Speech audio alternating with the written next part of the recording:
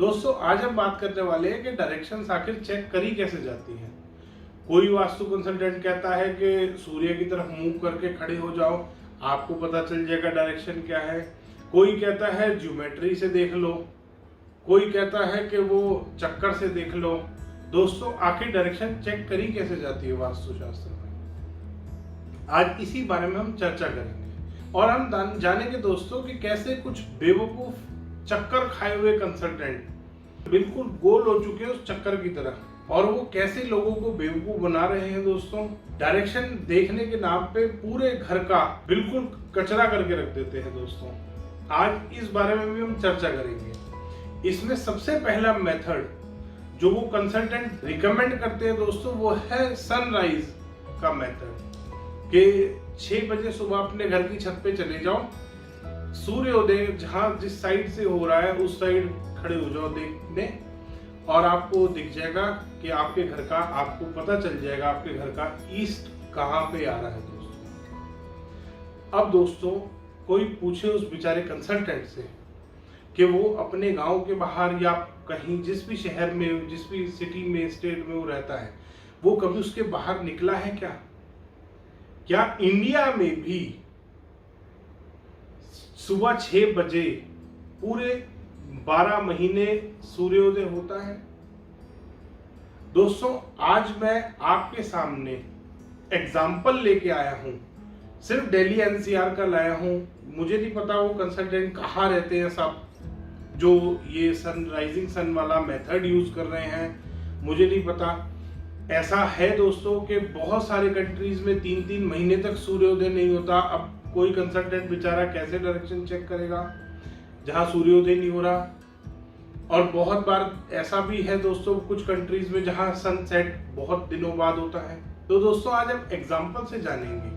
दोस्तों ये जो आप अपनी स्क्रीन पे देख रहे हैं, ये दिल्ली एनसीआर का सनराइज और सनसेट का साइकिल है। यहाँ पे ये जो स्टार्ट हुआ ये है जून में जो हमारा सनराइज था वो 5:24 में हो रहा है। ये 21 जून को साइकिल शुरू होती है। 21 जून को ये साइकिल शुरू होती है और ये जाती है 21 दिसंबर तक।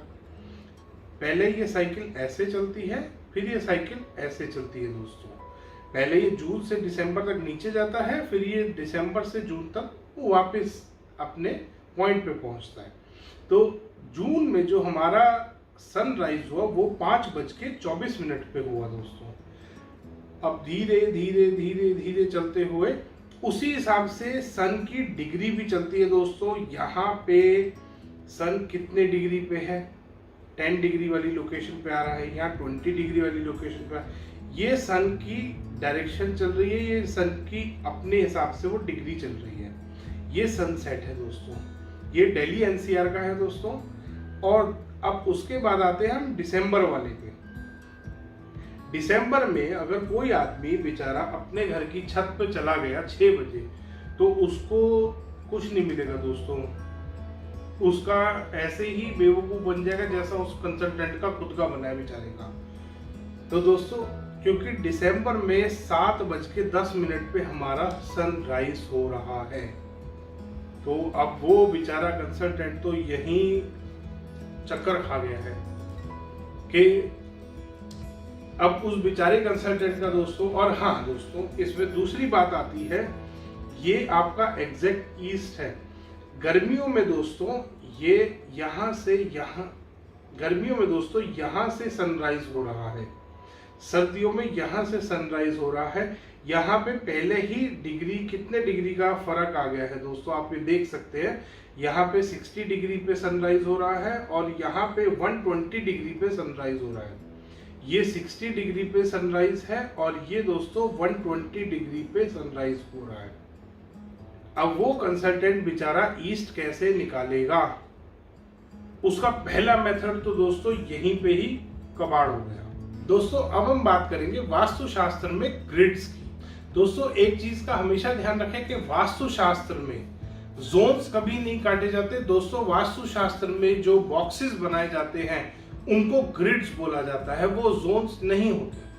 और ग्रिड्स हमेशा दोस्तों स्क्वायर या रेक्टेंगल ही काटे जाते हैं। तो आज इस बात को भी अब हम देखते हैं दोस्तों कि कैसे वो ग्रिड्स काटे जाते हैं। दोस्तों वास्तुशास्त्र में कुछ इस तरीके के ग्रिड्स काटे जाते हैं। अगर आपका स्क्वायर प्लॉट है तो ये इस तरीके के ग्रिड्स कटेंगे, और अगर आपका रेक्टेंगल प्लॉट है तो इस तरीके से वो ग्रिड्स भी थोड़े थोड़े रेक्टेंगल हो जाएंगे दोस्तों। स्क्वायर प्लॉट में दोस्तों ग्रिड स्क्वायर रहेंगे और रेक्टेंगल प्लॉट में आपके ग्रिड्स रेक्टेंगल हो जाएंगे। ये ग्रिड कभी भी दोस्तों आर्क शेप नहीं बनेंगे। ना ट्रायंगल शेप ग्रिड बनता है दोस्तों, ना आर्क शेप ग्रिड बनता है दोस्तों, और ना वास्तु में चक्कर का इस्तेमाल किया जाता है। ये मैंने अपनी पिछली वीडियो में भी आपको बताया था दोस्तों कि वास्तु शास्त्र के किसी भी ग्रंथ में, किसी भी वेद में कहीं पे भी चक्कर का विवरण नहीं है दोस्तों। वास्तु शास्त्र हमेशा ग्रिड्स पे काम करता है।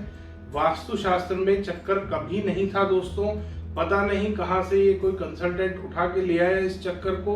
अब वो बाकी सारे जो भी वो चक्कर के चक्कर में कंसल्टेंट डूब चुके हैं दोस्तों, क्योंकि वो इजीएस्ट वे है वास्तु करने का। और गलत डायरेक्शन उस चक्कर को रखते ही, घर के नक्शे पे रखते ही दोस्तों वो डायरेक्शन, वही वास्तु घर का पूरा खराब हो जाता है। क्योंकि वो रेक्टेंगल प्लॉट में बीच में ही कहीं डायरेक्शंस कट जाती हैं दोस्तों। वो आनी चाहिए कॉर्नर में जाके डायरेक्शन, वो कहीं बीच में ही अटक के रह जाती हैं दोस्तों। आइए इसको भी देखते हैं दोस्तों। ये देखिए दोस्तों, ये एक नॉर्मल प्लॉट है दोस्तों, जिसमें कि कंसल्टेंट ने ये यहाँ पे तो ईस्ट मार्क कर दिया, यहाँ पे वो साउथ मार्क कर दिया। इस चक्कर की वजह से दोस्तों आप देख सकते हैं ये प्लॉट का सत्यानाश पीट दिया इस वास्तु कंसल्टेंट ने। ये इस प्लॉट का जो ये वाला एरिया आ रहा है दोस्तों, ये इसका कोई वास्तु नहीं है, इसका कोई वास्तु ठीक नहीं, इसका कोई वास्तु खराब नहीं दोस्तों। अब ये पूरा एरिया बेचारा रह गया कि इतने का तो वास्तु ठीक है, इतने का तो उसने वास्तु कर दिया, इसका वास्तु उसने छोड़ दिया और इसका भी छोड़ दिया दोस्तों। अब ऐसे वास्तु कंसल्टेंट का क्या किया जाए?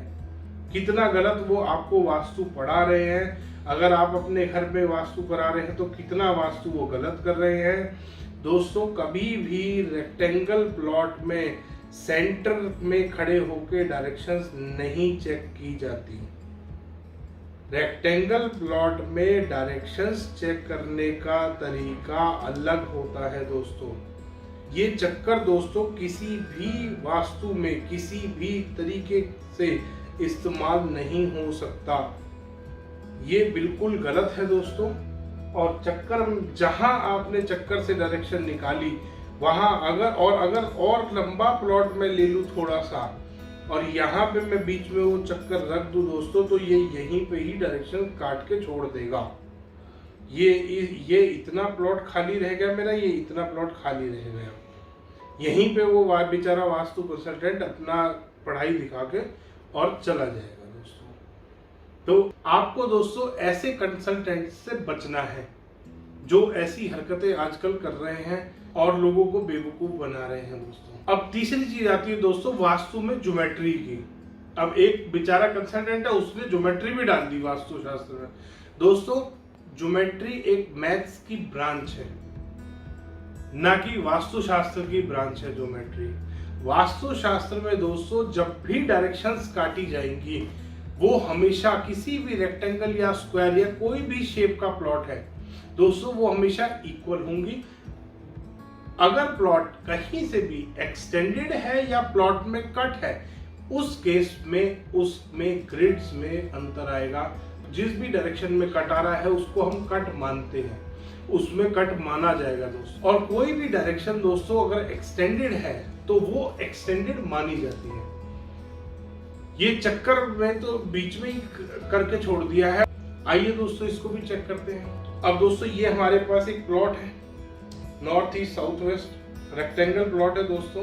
चारों डायरेक्शंस हमने काट ली है, 1 2 3 और ये 4। ये चार हमारे पास बन गए दोस्तों। ये नॉर्थ ईस्ट साउथ वेस्ट चारों डायरेक्शन मार्क्ड है ऑलरेडी इस प्लॉट में। तो ये 4 बॉक्सेस बन गए हमारे। ये अब उसके बाद अब वो बेचारे कंसल्टेंट क्या करते हैं, वो यहाँ पे अपना कंपास रख के और यहाँ से 45 डिग्री अपना निकाल लेते हैं और कहते हैं ये नॉर्थ ईस्ट है। कर दिया दोस्तों उसने ब्लंडर, बेचारे ने, हो गई उसकी पढ़ाई फेल, लगा दी उसने ज्योमेट्री वास्तुशास्त्र में। दोस्तों जब ये 4 डायरेक्शन आपने, डायरेक्शन नंबर 1, 2, 3 और ये 4, ये जो 4 आपने ग्रिड बनाए हैं दोस्तों, ये बॉक्सेस जो बनाए हैं, ये अगर आपने बराबर बनाए हैं दोस्तों, तो ये 45 डिग्री पे कैसे आ सकता है। ये डायरेक्शन आपको दोस्तों अगर इसमें आपको पार्ट बनाने हैं, इसमें अगर आपको 2 पार्ट में डिवाइड करना है, इस वाली डायरेक्शन को अगर आपको दोस्तों 2 पार्ट में डिवाइड करना है, तो आपको इसके सेंटर में लाइन खींचनी पड़ेगी, ताकि ये बॉक्स नंबर 1 और 2 जो हमारे पास नए बॉक्सेस बने हैं, ये इक्वल आए। वास्तुशास्त्र में दोस्तों डायरेक्शंस हमेशा इक्वल रहती है। डायरेक्शन ऐसे नहीं होती कि ज्योमेट्री लगा दी और नॉर्थ ईस्ट यहाँ निकाल दिया। ये जो भी कंसल्टेंट ये कर रहे हैं वो महा बेवकूफ और अनपढ़ कंसल्टेंट है दोस्तों, जिन्होंने वास्तु में खिचड़ी बना के रख दी है। ये 2 डायरेक्शंस बन के आएंगी दोस्तों, अगर आप वो बनाओगे, ये 2 ट्रायंगल हमारे पास बनेंगे।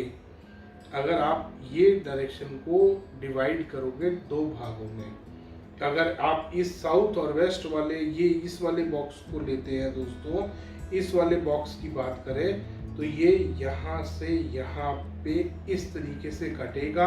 ये बॉक्स नंबर 1 और 2 जो हमारे बने हैं, ये दोनों इक्वल होंगे। इनका जो एरिया आएगा दोस्तों वो इक्वल रहेगा। वास्तुशास्त्र ये बात कहता है। ऐसा नहीं होगा कि आपने यहाँ पे वो अपना चक्कर रख दिया, 45 डिग्री यहाँ बन गया और आपने लिख दिया साउथ वेस्ट ये है। दोस्तों रेक्टेंगल प्लॉट में साउथ वेस्ट यहाँ आएगा।